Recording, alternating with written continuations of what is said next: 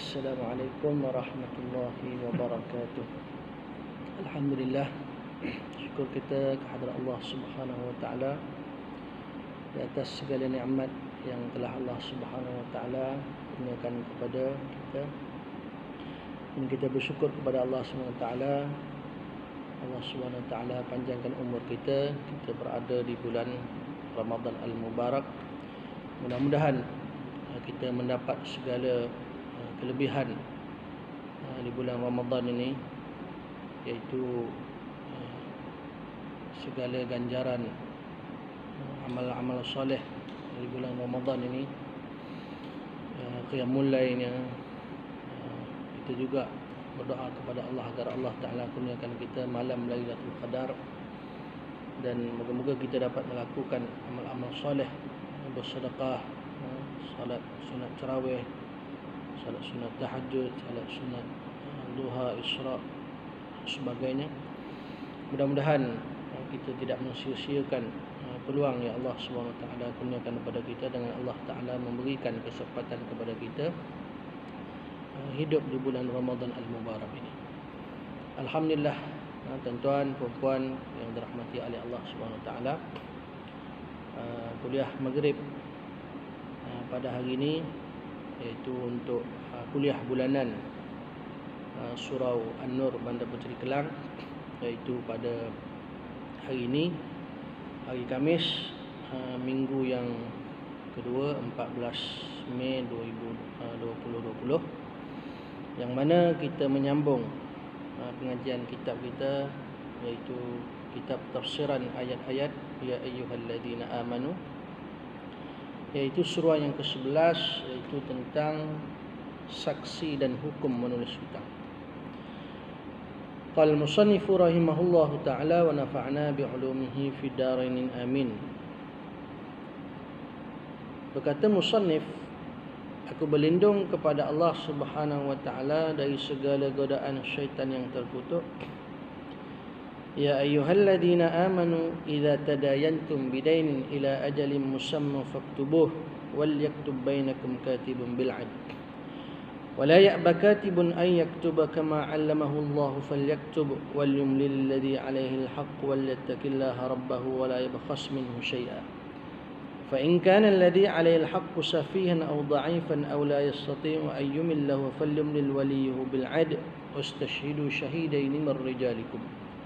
فإن لم يكونا رجلين فرجل وامرأتان ممن ترضون من الشهداء أن تضل إحداهما فتذكر إحداهما الأخرى ولا يأبى الشهداء إذا ما دعوا ولا تسأموا أن تكتبوا صغيرا أو كبيرا إلى أجله ذلكم أقسط عند الله وأقوم للشهادة وأدنى ألا ترتابوا إلا أن تكون تجارة حاضرة تديرونها بينكم فليس عليكم جناح ألا تكتبوها وأشهدوا إذا تبايعتم ولا يضار كاتب ولا شهيد وإن تفعلوا فإنه فسوق بكم واتقوا الله ويعلمكم الله والله بكل شيء عليم. صدق الله العظيم. Baik, ayat seruan Allah Subhanahu Wa Taala tentang saksi dan hukum menulis hutang, iaitu daripada surah Al-Baqarah ayat 282, yang mana ayat ni panjang. Ayat ni semuka. Satu ayat tu semuka. Yang mana insya-Allah kita lihat terjemahan dia, kemudian kita akan tengok keterangan dan penjelasannya. Di mana maksudnya, wahai orang-orang yang beriman, apabila kamu menjalankan suatu urusan dengan hutang, piutang yang diberikan tempoh sehingga ke suatu masa yang tertentu, maka hendaklah kamu menulis hutang dan masa bayarannya itu. Mana hutang ni tuan-tuan kena tulis, mana kena dicatat, kena ada saksi dia, kena ada perjanjian dia, kena ditulis. Dan hendaklah seorang penulis di antara kamu yang menulisnya dengan adil, benar. Yang menulis tu dia kena benar. Dan janganlah seorang penulis enggan menulis sebagaimana Allah telah mengajar. Jadi katib, penulis tu dia tak boleh enggan menulis perjanjian hutang itu. Oleh itu hendaklah dia menulis dan hendaklah orang yang berhutang itu merencana isi surat hutang itu dengan jelas. Apa yang nak ditulis dalam perjanjian tu, berapa pinjaman, tempoh nak bayarnya berapa lama, sebulan nak bayar berapa, semua nak tulis. Dan hendaklah dia bertakwa kepada Tuhannya, dan janganlah dia mengurangkan sesuatu pun dari hutangnya itu.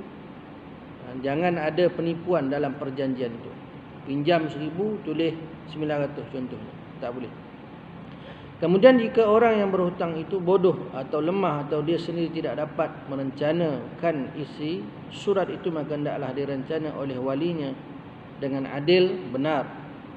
Kalau orang yang berhutang tu dia bodoh ataupun dia lemah, maka wali dia kena menulis kandungan surat itu. Maka hendaklah direncanakan oleh walinya dengan adil, benar, dan hendaklah kamu mengadakan dua orang saksi dalam kalangan kamu. Kemudian kalau tidak ada dua orang saksi lelaki, maka bolehlah seorang lelaki dan dua orang perempuan dari orang-orang yang kamu persetujui menjadi saksi. Saksi ini terdiri daripada dua lelaki. Kalau tak ada dua lelaki, contohnya seorang lelaki yang kedua, saksi yang kedua lelaki itu digantikan dengan dua perempuan. Kemudian kalau tidak ada saksi dua orang lelaki, maka bolehlah seorang lelaki dan dua orang perempuan dari orang-orang yang kamu persetujui menjadi saksi, supaya jika yang seorang lupa dari saksi-saksi perempuan yang berdua itu, maka dapat diingatkan oleh seorang lelaki, seorang lagi. Kalau saksi dua orang, seorang lelaki, saksi seorang lelaki, kalau tak ada digantikan dengan dua orang perempuan. Kerana jikalau seorang perempuan tu lupa, yang seorang lagi tolong ingatkan.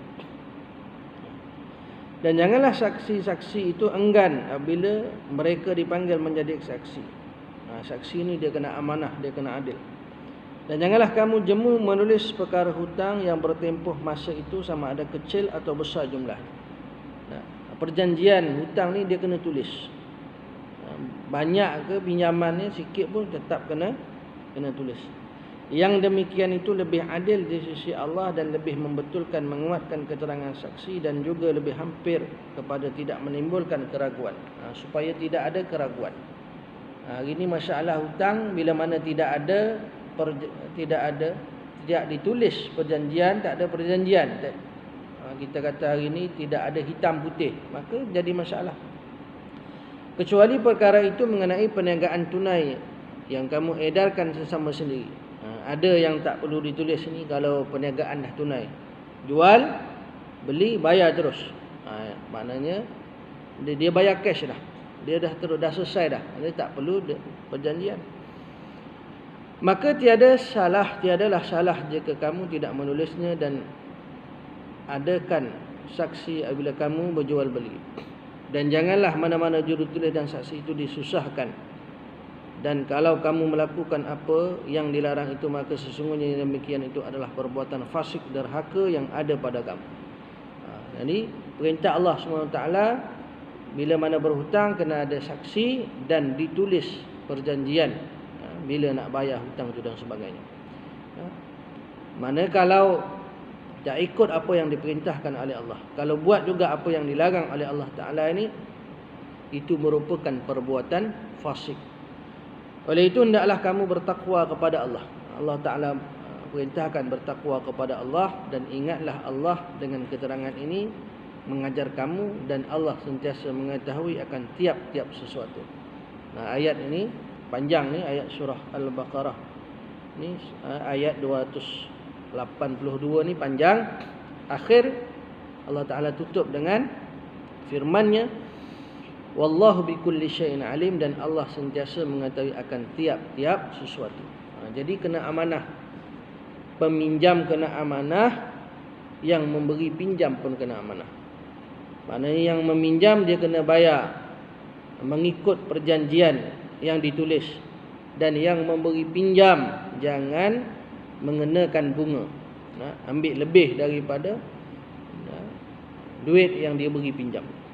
Maka kedua-dua pihak ni Allah Subhanahu Wa Taala larang peminjam kena amanah dan juga yang memberi pinjam pun kena amanah. Baik, kita lihat keterangan dan penjelasan. Tadi kita baca secara laju terjemahan ayat yang panjang ini tentang saksi dan juga ditulis akan perjanjian hutang. Baik, keterangan dan penjelasan seruan ini merupakan ayat paling panjang dalam Al-Quran. Ayat ini panjang. Dalam Al-Quran ayat yang paling panjang ayat ini. Surah Al-Baqarah ayat 282 tentang hutang. Merupakan petunjuk daripada Allah kepada hamba-Nya yang beriman. Ini petunjuk daripada Allah. Allah Subhanahu Wa Taala mengajarkan kepada hamba-Nya tentang hutang. Maka maknanya kalau tak ikut sebagaimana yang diperintahkan oleh Allah, tidak ikut panduan petunjuk daripada Allah SWT, manusia akan sesat dan manusia akan melakukan perbuatan fasik. Maknanya ingkar kepada Allah Ta'ala. Petunjuk dari Allah kepada hamba-Nya yang beriman, jika mereka bermuamalat dengan muamalat bukan secara tunai dalam waktu yang ditentukan, maka hendaklah mereka menulisnya supaya perkara itu lebih terjaga dari segi jumlah dan tempoh waktunya. Tujuan apa ditulis? Ditulis perjanjian hutang ni tujuannya apa? Tujuannya adalah supaya apa? Supaya terjaga. Supaya jumlah hutang tu berapa, tempoh nak dibayar berapa, semua ada dalam tu.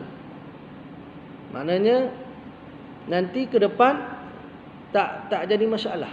Maknanya bila mana peminjam atau memberi pinjam mengubah perjanjian itu, mengubah dari segi jumlah dia, jumlah nak bayar, dari segi tempoh nak bayarnya, peminjam atau yang memberi pinjam dia menipu, dia khianat, maka bila mana ada perjanjian itu, maka kita rujuk balik perjanjian itu. Rujuk balik. Contohnya pinjam 1,000, tiba-tiba yang beri pinjam kata kamu pinjam 1,200. Jadi nak rujuk di mana? Ke mana? Rujuk balik surat perjanjian yang ditulis dan adanya 2 orang saksi. Ini maknanya tujuan Allah Ta'ala perintahkan ini supaya lebih terjaga dari segi jumlah dan juga waktu. Serta lebih kuat dengan adanya saksi dalam penulisan hutang tersebut. Jadi menguatkan lagi ada saksi. Kalau ada perjanjian ditulis, ada surat perjanjian pinjaman, berapa lama nak bayar, jumlah pinjam berapa, saksi tak ada pun masalah juga. Jadi bila mana ada 2 orang saksi, maka 2 orang saksi inilah akan menguatkan. Kamu pinjam sekian, kamu kena bayar dalam tempoh sekian. Maka surat perjanjian ditulis, dikuatkan lagi dengan 2 orang saksi. Tengok bagaimana Allah Subhanahu Wa Taala mengajarkan kepada hamba-Nya dalam urusan muamalah, urusan pinjam meminjam. Perkara ini telah diingatkan dalam akhir ayat yang berbunyi, yang demikian itu lebih adil di sisi Allah dan lebih membetulkan, menguatkan keterangan saksi. Maknanya bila mana ada surat perjanjian ditulis, bila mana ada 2 orang saksi, maka ia lebih adil di sisi Allah dan ia lebih membetulkan, menguatkan, dan juga lebih hampir kepada tidak menimbulkan keraguan kamu. Jadi bila mana ada surat perjanjian, ditulis surat perjanjian, adanya 2 orang saksi, 2 orang saksi lelaki, dan kalau saksi lelaki hanya ada seorang, saksi yang kedua itu tak ada, boleh digantikan dengan orang perempuan, dengan saksi perempuan, tetapi saksi perempuan itu mestilah 2 orang. Maknanya saksi lelaki seorang sama dengan saksi perempuan 2 orang. Di sini tuan-tuan, lelaki dan perempuan, Allah SWT melebihkan lelaki. Maknanya saksi adalah lelaki. Contohnya dalam pembahagian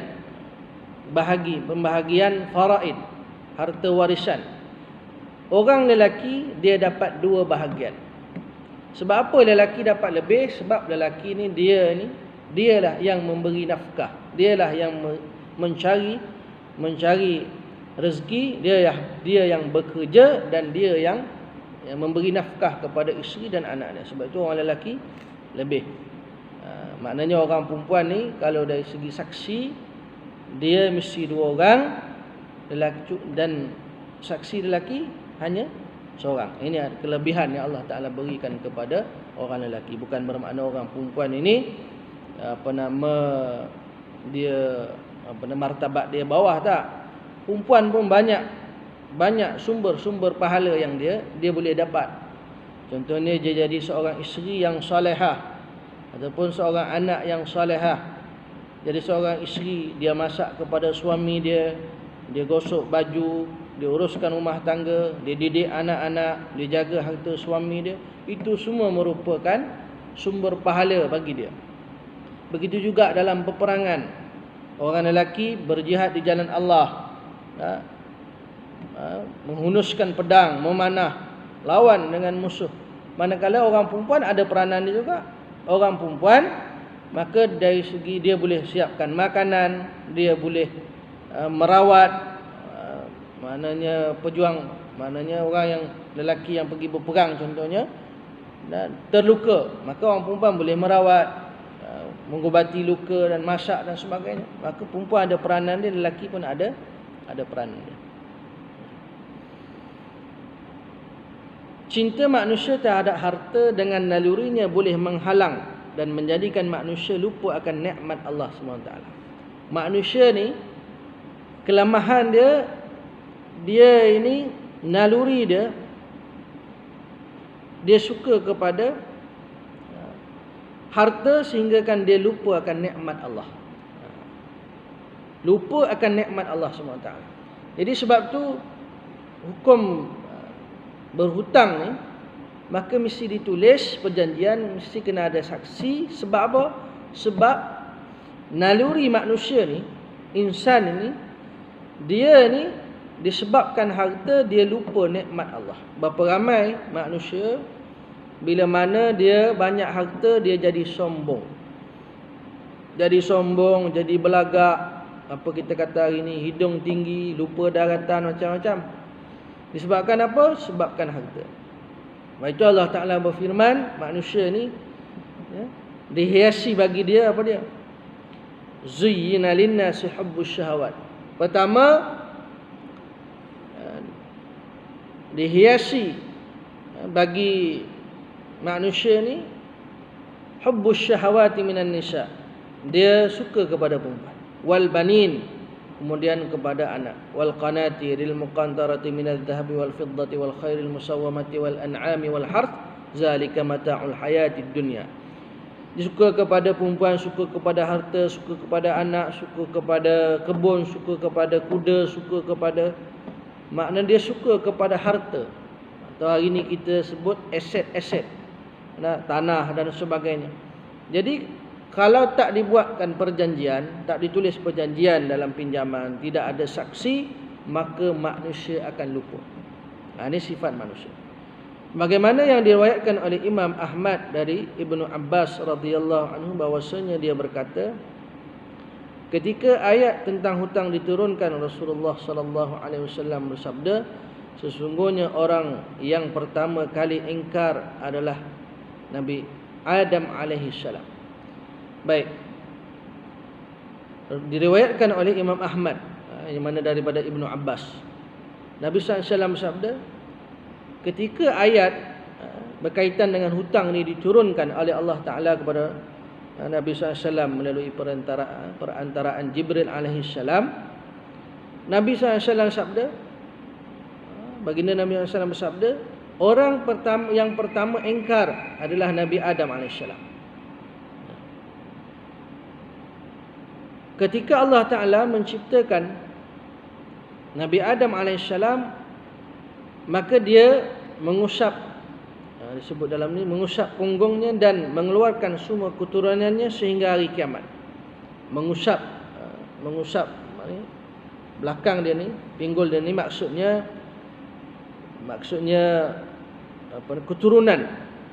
Mana Nabi Adam AS perkongsian hidup dia bersama dengan Hawa. Jadi asal manusia yang pertama diciptakan oleh Allah adalah Nabi Adam AS. Seperti mana dalam awal surah An-Nisa, ya ayuhan nas taqu rabbakumul ladzi khalaqakum min nafsin wahidah wa khalaqa minha zawjaha wa batha minhuma rijalan katsiran wa nisaa wa batha minhuma rijalan katsiran wa nisaa. Jadi maknanya zuriat daripada Nabi Adam AS dan Hawa ni, maka perkongsian hidup ni, maka lahirlah keturunan-keturunan. Maknanya 2 orang, berapa orang, sehinggalah bertambah ramai umat manusia ni. Maka Nabi Adam AS ni, ketika mana Allah Ta'ala ciptakan Nabi Adam, kemudian dia mengusap pinggul dia dan mengeluarkan semua keturunan, maknanya dapat zuriat yang banyak. Setelah itu dia memperlihatkan mereka kepada Nabi Adam. Kemudian Allah Ta'ala perlihatkan kepada Nabi Adam. Nabi Adam AS, Adam melihat di antara mereka yang ada yang memancar sinar. Maka dia bertanya, wahai Tuhan, siapakah orang ini? Allah Ta'ala perlihatkan kepada Nabi Adam AS. Nabi Adam melihat ada yang memancarkan sinar. Nabi Adam tanya, siapakah? Siapakah? Wahai Tuhan, siapakah orang ini? Siapa? Nabi Adam tanya yang keluar sinar tu. Allah Ta'ala menjawab, dia adalah anakmu yang bernama Daud AS. Maka Allah Ta'ala jawab, yang mengeluarkan sinar itu adalah Nabi Daud AS. Kemudian Adam kembali bertanya. Nabi Adam AS kembali bertanya lagi kepada Allah Ta'ala, wahai Tuhan, berapakah umurnya? Ya Allah, berapa umur Nabi Daud AS ni? Allah Ta'ala menjawab, 60 tahun. Umur Nabi Daud AS 60 tahun umur dia. Nabi Adam berkata, wahai Tuhan, tambahkanlah umurnya. Maka Nabi Adam AS minta kepada Allah, tambahkan umur kepada Nabi Daud AS. Allah Ta'ala berfirman, tidak kecuali jika aku menambahkannya dari umurmu. Maka Allah Ta'ala jawab, kecuali aku akan tambahkan umur Nabi Daud AS ni daripada umur Nabi Adam AS. Umur Nabi Adam AS adalah 1000 tahun. Maka Allah Ta'ala menambahkan umur Nabi Daud AS sebanyak 40 tahun. Kemudian Allah Ta'ala tambah umur Nabi Daud AS 40 tahun. Lalu Allah SWT menuliskan perkara itu di dalam sebuah kitab. Baik. Bila mana Nabi Adam AS minta kepada Allah Subhanahu Wa Taala agar Allah Subhanahu Wa Taala menambahkan umur Nabi Daud AS. Nabi Adam AS minta kepada Allah Ta'ala agar Allah Ta'ala menambahkan umur Nabi Daud AS. Maka Allah Ta'ala tambah umur Nabi Daud AS 40 tahun. Dan bila mana Allah Ta'ala tambahkan umur Nabi Daud AS 40 tahun seperti mana yang diminta oleh Nabi Adam AS, maka Allah Ta'ala tuliskan dalam sebuah kitab dan disaksikan oleh malaikat. Jadi yang menjadi saksi bahawa Allah Ta'ala tambah umur Nabi Daud AS sebagaimana yang diminta oleh Nabi Adam AS, tulis dalam kitab, disaksikan oleh para malaikat. Ketika Nabi Adam AS nazak, ketika mana di akhir hayat dia nazak dekat meninggal, dan para malaikat datang ingin mencabut nyawanya. Maka ketika mana malaikat nak mencabut nyawa Nabi Adam AS,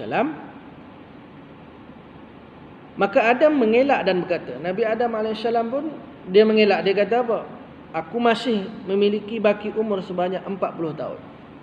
Nabi Adam ni, dia kata dia ada lagi baki umur dia selama 40 tahun. Para malaikat pun berkata, sesungguhnya engkau telah memberikannya kepada anakmu Daud. Malaikat pun kata, wahai Nabi Adam AS, engkau telah pun memberikan umurmu 40 tahun kepada Nabi Daud AS. Kemudian Nabi Adam AS berkata, aku tidak melakukannya.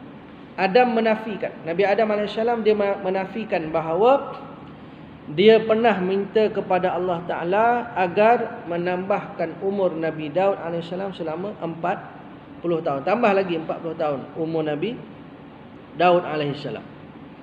Bila mana dia menafikan, bila mana Nabi Adam AS dia menafikan dia pernah meminta agar Allah Ta'ala tambahkan umur Nabi Daud 40 tahun, maka Allah Ta'ala pun memperlihatkan kepadanya sebuah kitab yang disaksikan oleh para malaikat. Kemudian Allah Ta'ala perlihatkan kepada Nabi Adam AS, ni dalam kitab ini tertulis bahawa engkau, wahai Adam AS, pernah meminta kepada Allah Ta'ala agar Allah Ta'ala menambahkan umur Nabi Daud AS 40 tahun.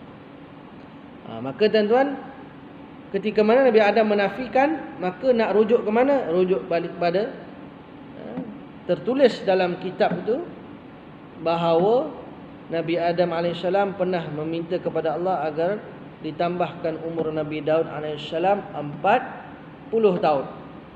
Bila mana Nabi Adam AS ketika mana dia nazak hampir kepada kematian, malaikat nak cabut nyawa dia, dia kata dia ada lagi umur 40 tahun. Padahal 40 tahun itu adalah umur yang ditambahkan kepada Nabi Daud AS, bukan kepada Nabi Adam AS. Baik, penulis kitab Fi Zilal Al-Quran berkata, firman Allah SWT yang berbunyi, wahai orang-orang yang beriman, bila kamu menjalankan sesuatu urusan dengan piutang yang diberikan tempoh sehingga ke suatu masa yang tertentu, maka hendaklah kamu menulis hutang dan masa bayarannya itu. Ini merupakan prinsip umum yang ingin ditekankan. Yang demikian menulis hutang menjadi suatu perkara yang wajib berdasarkan ayat Al-Quran dan tidak ada pilihan lain semasa berhutang sehingga tempoh waktu tertentu. Maka tuan-tuan yang dimuliakan oleh Allah Subhanahu Wa Taala, penulis kitab Fi Zilal Al-Quran ni, dia kata firman Allah Taala ni mengintahkan kepada orang beriman, apabila kamu berhutang maka hendaklah ditulis hutang itu dan juga mesti ada 2 orang saksi lelaki. Dan hendaklah seorang penulis di antara kamu yang menulisnya dengan adil, benar. Makna tuan-tuan, Allah Ta'ala berfirman, yang menulis perjanjian hutang itu mestilah adil, mestilah benar. Jangan dia ini penipu, jangan dia khianat. Pinjam 1,000, tulis 1,000. Kena bayar selama 2 tahun, tulis 2 tahun. Jangan dia mengurangi jumlah, jangan dia menambah, jangan menukuk tambah dalam surat perjanjian. Dia mesti adil.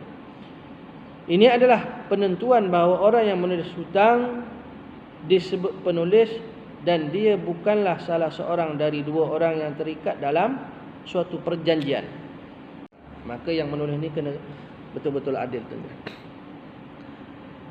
Dan janganlah seorang penulis enggan menulisnya sebagaimana Allah SWT telah mengajarkannya. Tugas yang dibebankan di sini berasal dari Allah SWT dan dengan tujuan supaya tidak menunda, tidak menolak dan tidak merasa berat melakukannya. Ini disebabkan Allah SWT telah mengajarkan kepadanya bagaimana cara menulis melalui firman Allah Subhanahu wa taala, maka hendaklah dia menulis sebagaimana yang telah diajarkan oleh Allah Subhanahu wa taala.